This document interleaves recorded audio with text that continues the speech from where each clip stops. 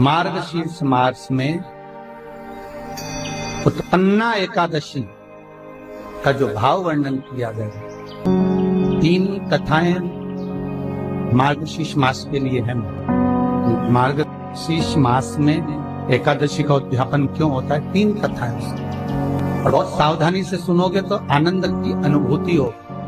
कई लोगों के तो हृदय के संशय मिट जाएंगे कि मार्गशीर्ष मास में ही एकादशी का उद्यापन क्यों होता है, बाकी के महीनों में क्यों नहीं तो बैसाख में लोग कर ले, माघ महीने कर ले, कोई और अच्छा महीना ढूंढकर उसमें कर ले, कार्तिक आदिक में।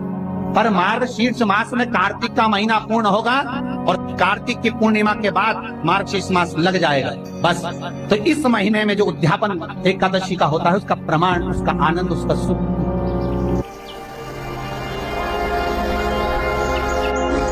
हम कई बार निवेदन करते हैं, आप अगर एकादशी का व्रत कर रहे हो, महाराज पूरे साल एकादशी करो, मना नहीं है, पर मार्गशीर्ष मास में जो एकादशी है, स्कंद पुराण कहती है कि दोनों एकादशी का व्रत कर कर या पूजन कर कर हम सारे दुनिया में जितने संत महात्मा जोगी सन्यासी तपस्वी साधक उपासक हुए जिन्होंने एकादशी का व्रत करा, उनकी पुण्यता हम प्राप्त कर सकते हैं। ये केवल 2 एकादशी, केवल एकादशी का जो उद्यापन होता है, ये कार्तिक का महीना पूर्ण होगा, मार्गशीर्ष लग जाएगा। महाराज एकादशी का जो उद्यापन होता है वो केवल मार्गशीर्ष मास में ही होता है, इसके सिवाय एकादशी का उद्यापन नहीं होता। अब महाराज किसी ब्राह्मण से कभी आप लोगों ने इतनी बार उद्यापन की सोची होगी कि मुझे एकादशी का उद्यापन करना है, मुझे एकादशी का उद्यापन करना है, तो कभी किसी ब्राह्मण से जाकर आपने ये नहीं पूछा, कभी किसी ब्राह्मण से जाकर ये चर्चा नहीं करी कि मार्गशीर्ष मास में ही एकादशी का उद्यापन क्यों होता है, बाकी के महीने में क्यों नहीं होता? कार्तिक का बड़ा महीना है, माघ का बड़ा महीना है, और चलो तो चलो वैशाख का बड़ा महीना आ जाता है, अधिक मास का बड़ा महीना आ जाता है। सारे जितने व्रत हैं आपके, चतुर्थी का व्रत हो, छठ का व्रत हो, तीज का व्रत हो, पंचमी का व्रत हो, तुम्हारा अष्टमी का व्रत हो, ये जितने व्रत होते हैं सारे व्रतों का उद्यापन बड़ा महीना देखकर कर दिया जाता है, पर एकादशी का जो उद्यापन है केवल मार्गशीर्ष मास में ही होता है।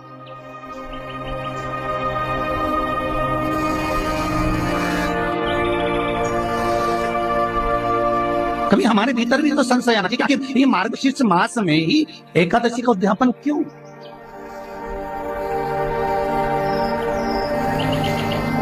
सारे महीने छोड़कर हम मार्गशीर्ष मास का इंतजार करते हैं कि आए, और मार्गशीर्ष मास में आए और हम एकादशी का उद्यापन करें, हमारी एकादशी पूर्ण हो जाए, और मार्गशीर्ष मास का इंतजार करते करते करते करते महाराज सुग्रीव के मामा गदिमुख जिनका नाम है, वो अपने शरीर को ये विचार करते थे कि मेरा शरीर भगवान ने दिया तो दिया क्यों? कभी कभी एकांत में बैठकर विचार कर लिया करो। आप जितने लोग टीवी पे कथा सुन रहे हो, चाहे मोबाइल पे सुन रहे हो, कभी कभी विचार कर लिया करो कि हमारा जन्म क्यों हुआ है। सुग्रीव के मामा दधिमुख जी बैठे विचार करते, रोज प्रतिदिन किसी न किसी संत के सानिध्य में पहुंच जाते, किसी सदगुरु की शरणागति में पहुंचकर, और यही पहला प्रश्न रखते कि मुझे मेरा संशय केवल एक है, और वो संशय मिटा दीजिए कि मेरे जन्म का कारण क्या है, मैं क्यों पृथ्वी पर जन्म लिया। दधिमुख जी ने जब बार बार प्रश्न किया, एक बार एक संत की सभा में दधिमुख जी बैठ गए। सुग्रीव के मामा दधिमुख जब संत की सभा में बैठे, संत का आगमन हुआ, आरंभ हुआ।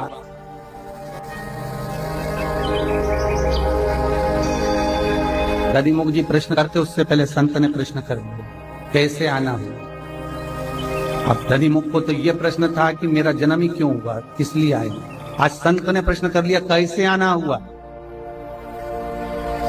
जैसे ही प्रश्न करा, संतने के कैसे आना हुआ?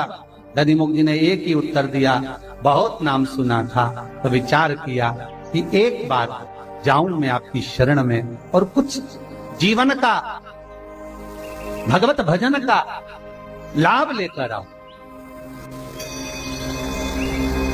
दधिमुख जी ने उस दिन किसी संत से प्रश्न करना ही बंद कर दिया कि क्यों। प्रश्न का उत्तर मिल गया। बहुत नाम सुना था महाराज, जब कीट पतंगा, झिंगुर, इल्ली, कीड़ा, गोबर का कीड़ा, पशु पक्षी, ये सारी योनियां जब हम काटते हैं, इन योनियों में हमको लगता है कि मैं कब पृथ्वी पर अच्छे रूप में जन्म लूंगा, कब अच्छे। दधिमुख का वो प्रश्न खत्म हो गया। अब वो प्रश्न नहीं बचा कि मेरा आगमन क्यों हुआ, मैं क्यों जन्मा हूं, क्योंकि संत ने एक प्रश्न पूछा, कैसे आना हुआ। जब दधिमुख जी सुग्रीव के मामा, जो भगवान की भक्ति में निरंतर डूबे रहते थे, भगवत भजन कीर्तन में, मार्गशीर्ष मास था, एकादशी का दिन था। सुग्रीव के मामा दधिमुख जी ऐसी कोई एकादशी नहीं जिसको छोड़ देते हो। सारी एकादशी में पुण्य करना, दान करना, सत्कर्म करना, भजन करना, कीर्तन करना और नाम जाप में डूबे रहना। तो मार्गशीर्ष मास में एकादशी का उद्यापन क्यों? दधिमुख जी महाराज व्रत करते, दान करते, पुण्य करते, सत्कर्म करते। जैसे भीष्म पितामह जितनी एकादशी का व्रत करते, हर एकादशी में एक गौशाला में जाकर गाय को फरियाल कराना, गाय को व्रत कराना, गाय की सेवा करना। 26 गौशाला भीष्म पितामह की थी। जो एकादशी पड़ती थी, भीष्म पितामह गौशाला में जाते थे, उसकी सेवा करते थे और गौ माता के साथ फलहार करते। दधिमुख जी का नियम था पुण्य अर्जन करना। एक दिन महाराज दधिमुख के सामने एक भिक्षु का और दधिमुख जी की आज एकादशी का सुंदर आनंद। महाराज भिक्षा, महाराज भिक्षा, कुछ भिक्षा में दे दीजिए, मुझे भूख लगी है। दधिमुख जी ने भिक्षा मांगने वाले से कहा कि आज तो एकादशी का दिन है और मैं आपको केवल कुछ फलाहार प्रदान कर सकता हूं, कुछ फल दे सकता, आप इन फल का सेवन करिए। भिक्षुक कहता नहीं नहीं नहीं, मैं ये फल खाता नहीं, मेरे को तो आज भोजन ही चाहिए। और महाराज अगर आप मुझे भोजन नहीं देंगे तो दोषी करेंगे। दधिमुख जी के मन में संशय भरा गया कि आज एकादशी का दिन अगर मैं किसी अन्न दान करता हूं तो मुझे पक्षी की योनि प्राप्त हो। अगर मैं अन्न दे देता हूं एकादशी के दिन तो मुझे पक्षी की योनि मिलेगी, और यदि मैं आज एकादशी के दिन इसको भूखा छोड़ देता हूं तो मुझे नरक का भोग मिलेगा। कभी कभी ऐसी समस्या अपने बीच में भी आ जाती है, बहुत समस्या आती है।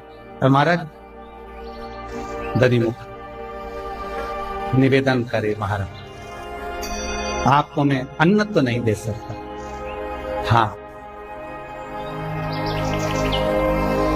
आप यदि कृपा करें तो मैं आपको सुंदर भात फल का ला कर दे सकता हूं, और सुंदर फल ला कर दे देता हूं, फलहार देता हूं, दूध ला कर दे देता हूं, कुछ अच्छी सामग्री बना कर दे देता हूं, पर आप अन्न का भाग देना। भिक्षुक तो अड़ गया, मुझे अन्न का भाग दो,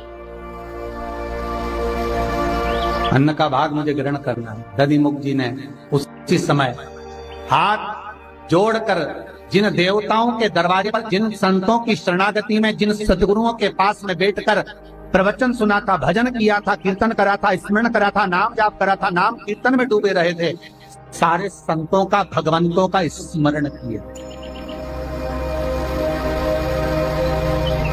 और सारे संत और भगवंत स्मरण कर कर उनका जब स्मरण किया गया तो जितने संतों की एकादशी थी उन सारी एकादशी इस दधिमुख के सामने आकर खड़ी हो गई। देखिए सारी एकादशी दधिमुख के सामने आकर खड़ी हो गई और खड़ी होकर उन एकादशी ने दधिमुख से कहा, दधिमुख तो चिंता मत, हम सूर्य नारायण से विनती करते हैं और आज का तेरा जो भाग है तो सूर्य नारायण से विनती कर कर, सूर्य की उपासना कर कर, और आज का भाग जो भी है तो दिन चिंता ना कर, सूर्य के साक्षी में तो इसको वचन दे दे कि मैं इसको भोजन कराऊं, और जैसे ही तुम वचन दोगे हम सूर्य को धीरे धीरे ढलवा देंगे, दूसरा दिन लग जाएगा, पालना का दिन रहेगा, तुम इसको भाग प्रदान कर दो, एकादशी का कर। महाराज दधिमुख जी ने कहा नहीं मानो, एकादशी से करें, अगर आप ऐसा छल करोगे ठीक नहीं। एक काम करता हूं, आज मैंने जो जितनी एकादशी करी है उस सारी एकादशी का एक साथ उद्यापन कर दो, एक साथ उसको पूर्ण कर दो। महाराज मार्गशीर्ष मास में उत्पन्ना एकादशी का जो भाव वर्णन किया गया, उस दिन से एकादशी का उत्पन्ना मतलब उत्पन्न होकर प्रागट्यता के भाव कर दिया गया।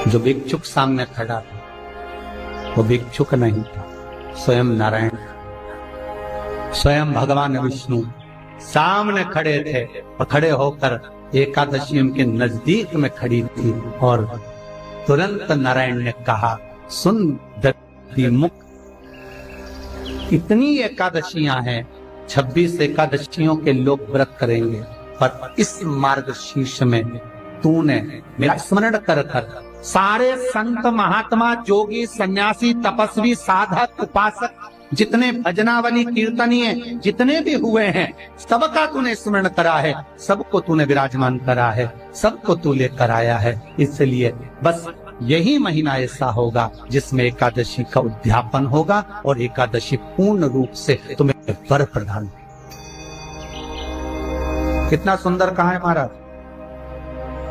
पूरे महीनों में केवल एक मार्गशीर्ष मास ऐसा होता है जिसमें उद्यापन करा जाता है। और क्यों करते हैं उद्यापन? तो दधिमुख जी की कथा कहती है, जिस दिन मार्गशीर्ष मास की एकादशी का हम उद्यापन जब करते हैं, 26 एकादशियों का उद्यापन जब हम मार्गशीर्ष मास में करते हैं, सारे संत महात्मा जोगी सन्यासी साधक उपासक स्वयं 33 कोटि देवता अर्थात जितनों ने भी एकादशी करी होती है, सारी एकादशियां का पुण्य उस दिन उद्यापन के समय हमारे खाते में लिख दिया जाता है। इसलिए मार्गशीर्ष की एकादशी के ही महीने में, मार्गशीर्ष में ही केवल एकादशी का उद्यापन, बाकी का कोई। गंगा के जल में एकादशी के दिन 7 बेलपत्री डालकर जो नंदीश्वर भगवान अर्थात जो शंकर जी के शिवलिंग के सामने नंदी होता है, उस नंदी के चरण पर गंगा का जल चढ़ाकर बेलपत्री शिव पर समर्पित कर देता है, उसके घर में रुपया रुकना चालू हो जाता है। फिर वो गलत जगह पर नहीं जाता, गलत स्थान पर वो धन जाएगा ही। एकादशी तिथि आए, उन दीप को भगवान के सामने प्रज्वलित कर कर 5 दिए अपने दरवाजे के पास में बाहर की ओर रख देता है। उसके घर में कभी रोग बीमारी और लक्ष्मी की कोई कमती नहीं होती, उसका जीवन सार्थक हो जाता है। जॉब सर्विस नौकरी में सफलता प्राप्त हो जाती है, परंतु वो भी एकादशी को ही होता है। तुलसी के 11 पत्ते डाले जाते हैं। कितने पत्ते डालते हैं? 11 तुलसी के पत्ते डालते हैं, और उसको किसी भी नारायण के मंदिर में, राम कृष्ण भगवान विष्णु दत्त आदि जितने नारायण के मंदिर हैं, उस मंदिर में किसी भी पात्र में, एक छोटे से पात्र में उसको भरकर रखी आते हैं महाराज। कुछ देर तक पात्र को रखा जाता है, फिर वही पात्र का जल किसी भी वृक्ष के नीचे डाल दिया जाता है, उससे भी नौकरी के लिए फायदा मिलता है। पूर्व में किया गया हमारा पाप कर्म है, हमने किसी जीव की हत्या करी है, हमने किसी को कष्ट प्रदान करा है, हमने किसी को अपशब्द कहा है, हमने किसी को ताने दिए, हमने किसी को आड़ा टेढ़ा कहा है, हमने किसी को गालियां दे दी है, मात्र एकादशी का व्रत ही कर लेने पर ये सारे जो दोष हैं वो समाप्त हो जाते हैं। एकादशी के दिन जब आप जल शंकर को चढ़ाने तो रोज ही जाते हैं, जब एकादशी का दिन रहे और शंकर जी के मंदिर में आप जल समर्पित करें तो 3 बार मुख से स्वधा स्वधा स्वधा या स्वधा स्त्रोत का पाठ जिसमें 12 श्लोक। जैसे पीपल के पत्ते में पराग होता है, हमारा हिंदू धर्म, हमारा शास्त्र कहता है, हमारे शास्त्र, हमारे वेद डॉक्टर वर्णन करते हैं कि पीपल के पत्ते को अगर एकादशी और द्वादशी के दिन एक तांबे के पात्र में गला कर रख दिया जाए और उस पानी का आचमन 3 बार करा जाए तो जिसकी नाड़ियां चोक भी हो जाती है, डॉक्टर बोले इसका बाईपास करना पड़ेगा, उसको केवल 3 आचमन पानी एकादशी और द्वादशी को पीपल के पत्ते का कराया जाए तो अंदर की नाड़ियां भी खुल जाती हैं। मरने के बाद नहीं, क्योंकि मरने के बाद तो वो 10वें के दिन गरुड़ पुराण में लिखा है 10 दिन तक जीवात्मा घर की अटारी पे रहती है। कितने दिन? 10 दिन। 10 दिन के बाद जीवात्मा चली जाती है। कहां जाती है? उसको जहां जाना है। 3 दिन में उसको भोग भोगना पड़ता है जीवात्मा को। 3 दिन नरक का भोग भोगती है, उसके बाद स्वर्ग का भोग भोगती है। 18 दिन में ये प्रोसेस पूरी हो जाती है। कितने दिन? 18 दिन। 18 दिन के बाद में उस जीवात्मा को धान के खेत में पटका जाता है। किसके खेत में? धान के, चावल के खेत में। इसलिए कहते हैं एकादशी के दिन चावल मत खाओ। कहते कि नहीं कहते? और क्या कहते हैं? द्वादशी के दिन चावल खाना जरूरी है। एकादशी का पालना करना है तो द्वादशी को चावल का 1 ग्रास खाओ, तब द्वादशी को चावल खाओगे तो एकादशी लगेगी। चावल नहीं खाओगे तो एकादशी नहीं लगेगी। द्वादशी को चावल खाना जरूरी है। क्यों कहते हैं? क्योंकि धान के खेत में जीव को छोड़ा जाता है, उस धान के खेत में, चावल के खेत में जीवात्मा रहती है। उसको चिड़िया खाती है तो चिड़िया के रूप में जन्म लेता है, मनुष्य खाता है तो मनुष्य के रूप में जन्म लेता है। इसलिए एकादशी के दिन चावल नहीं खाया जाता, क्योंकि एकादशी के दिन हम चावल खाएंगे तो जीव हत्या का दोष लग जाएगा। फिर कब खाना है? द्वादशी के दिन। द्वादशी के दिन क्यों खाया जाता है? क्योंकि हम एकादशी के व्रत करे रहते हैं और पहला घासा जब चावल का खाते हैं तो अपनी करी हुई एकादशी का पुण्य, जितने जीव हमारे मुंह में जाते हैं उनको उसका पुण्य मिल जाता है और उनका फिर जन्म नहीं होता, वो तर जाते हैं, उनको एकादशी का भाग मिल जाता है। इसलिए कहते हैं एकादशी को चावल मत खाओ पर द्वादशी को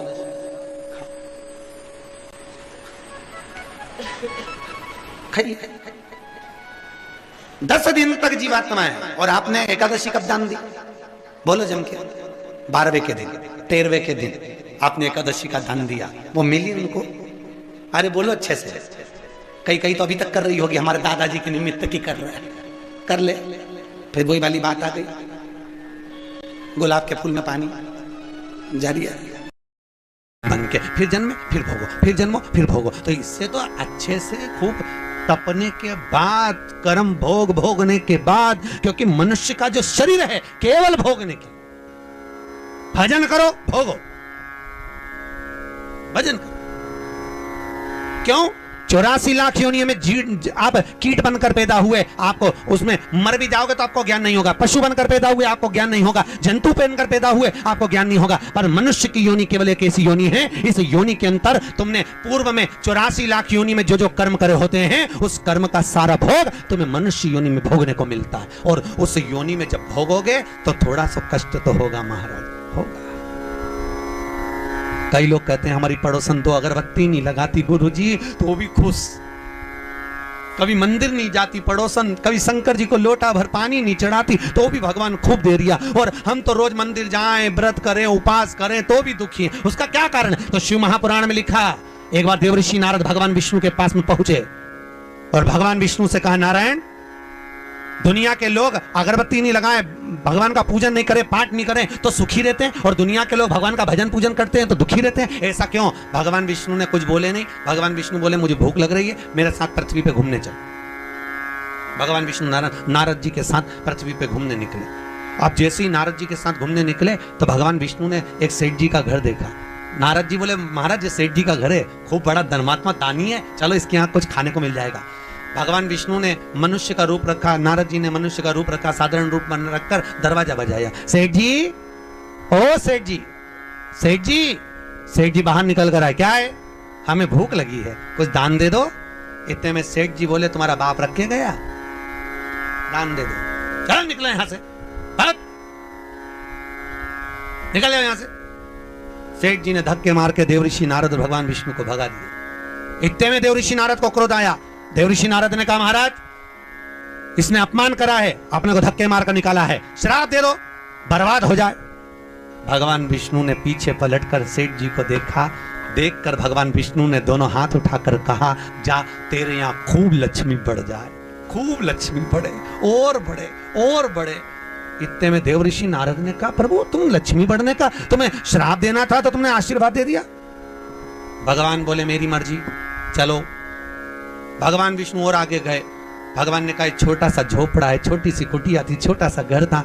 भगवान ने कहा यहाँ देख कुछ मिल जाए। देवऋषि नारद ने आवाज लगाई, माता बाबा भूख लगी है। अंदर से एक बूढ़ी माँ निकल कर बाहर आई, आओ बाबा अंदर बैठो। 2 आसन लगाए, भगवान विष्णु और देवऋषि नारद को बिठाया। माता जी ने कहा, बाबा क्या चाहिए? हमें भूख लगी है। माँ बोली, बाबा मेरे यहाँ खाने का तो कुछ नहीं है, एक गाय है, गाय दूध देती है, हम उसका ही पालन करते हैं, आपको मैं दूध ला कर देती हूँ। माता जी ने पानी पिलाया, दूध लाकर देवऋषि नारद भगवान विष्णु को दिया। महाराज मेरी गाय इतनी बढ़िया है, बस वो दूध देती है, ही लीजिए। भगवान ने दूध पिया, देवऋषि नारद ने दूध पिया, भगवान चल दिए। इतने में देवऋषि नारद बोले, प्रभु कितनी अच्छी अम्मा है, कितनी अच्छी आई है, कितनी अच्छी माता है, आशीर्वाद दो भगवान, इसको खूब आशीर्वाद दो, ये खूब दान करती रहे, पुण्य करती रहे। इतने में तुरंत भगवान विष्णु ने पीछे पलट कर देखा, पलट कर देखकर आशीर्वाद देते समय भगवान विष्णु ने कहा, जा तेरी गाय मर जाए। भगवान विष्णु ने हाथ ऊंचा कर कहा, तेरी गाय मर जाए। और भगवान चल दिए। जैसे ही चले इतने में देवऋषि नारद को क्रोध आ गया। देवऋषि नारद ने कहा, भगवान वो सेठ जी ने तुम्हारा अपमान करा, धक्के मारकर निकाला और उसको कह रहे हो कि लक्ष्मी बढ़ जा, और वो उसने दूध पिलाया तुमको, सेवा करी, और उसको कह कि गाय मर जा, ऐसा क्यों? भगवान विष्णु ने कहा, देवऋषि नारद तुम समझोगे नहीं, ये जो माँ है ना, इसने मेरी सेवा करी, ये मुझे भजती है, मेरा भजन करती है, मेरा स्मरण करती है। मैं चाहता हूं कि ये मरने के बाद वापस जन्म ना ले, और जन्म ना ले मेरे पास आकर मेरे संग में मेरे साथ वैकुंठ में रहे, मैं ये चाहता हूं, पर करूं क्या? देवऋषि नारद ये जब मरेगी ना तो मरते समय इसको लगेगा कि मेरी गाय ना जाने कोई कसाई ना ले जाए, मेरी गाय को उठाकर ना ले जाए, मेरी गाय कट ना जाए। मरते समय इसका ध्यान गाय में लगा रहेगा, तो गाय में लगा रहेगा तो मरने के बाद ये गाय का जन्म पाएगी, फिर उलझी की उलझी रह जाएगी, वैकुंठ नहीं आ पाएगी। इसलिए मैंने इसके मरने से पहले इसकी गाय को मार दिया, जिससे ये मेरे धाम में आराम से आ जाए। और प्रभु आपने उस सेठ जी को लक्ष्मी बढ़ने का आशीर्वाद क्यों दिया कि और लक्ष्मी बढ़े और धन बढ़े? भगवान बोले, नारद तू जानता नहीं है, सेठ जी लक्ष्मी से बड़ा प्रेम करते हैं, तो लक्ष्मी और बढ़ेगी और बढ़ेगी और बढ़ेगी। जब ये लक्ष्मी जोड़ जोड़ के मरेगा, आखिरी में सांप बन के वहीं पड़ा रहेगा।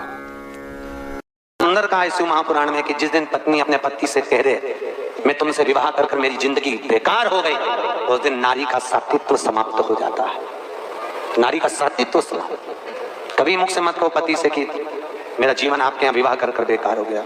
भैया माता पिता ने तो अच्छा देख कर ब्याया था, किस्मत में होता तो स्वर्ग मिलता, भाग्य के ऊपर है। तुलसी के क्यारे के पास में एक छोटी सी कटोरी रखकर घर का कोई भी व्यक्ति, चाहे महिला हो, पुरुष हो, पुत्र हो, पुत्रवधू हो, बच्चे हो, कोई भी